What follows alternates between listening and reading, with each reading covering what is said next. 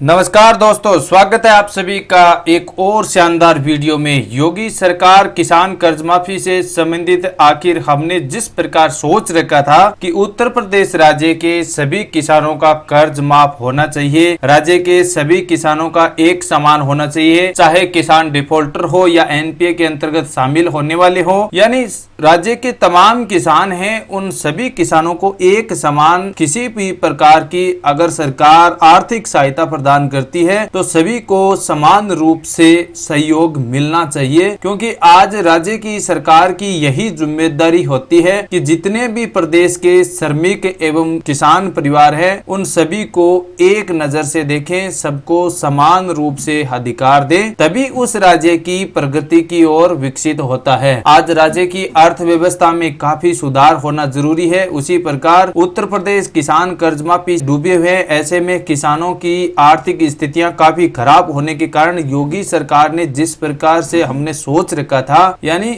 जिस प्रकार हमने सोचा था कि योगी सरकार किसान कर्ज माफी से संबंधित आर्थिक सहायता देगी या नहीं देगी, आखिर योगी सरकार किसानों का कर्ज माफ करती है या नहीं करती है, और कर्जा माफ करेगी तो कौन से किसानों का कर्ज माफ करती है, इस प्रकार के सवाल हमारे दिमाग में चल रहे थे। तो आज के इस वीडियो में पूरी जानकारी हम बताएंगे कि आखिर योगी सरकार कौन से किसानों का कर्ज माफ करती है और करेगी तो फिर कितना कर्जा माफ करेगी। तो कमेंट में देखा है कि बहुत से किसान परिवार ये कह रहे थे कि जिस प्रकार योगी सरकार ने एनपीए और डिफॉल्टर किसानों का 2 लाख रुपए तक का कर्जा माफ करने की घोषणा की है, तो उससे बेहतर यही है कि सभी किसानों का कर्जा माफ करें, चाहे किसानों का कर्जा 1 लाख ही क्यों ना करें। यानी योगी सरकार अगर किसानों का कर्ज माफ करना चाहती है, किसानों को आर्थिक मदद देना चाहती है, तो उसमें केवल डिफॉल्टर और एनपीए किसानों को ही क्यों मिले बेनिफिट, सभी किसानों को एक समान मिले। चाहे बजट कम है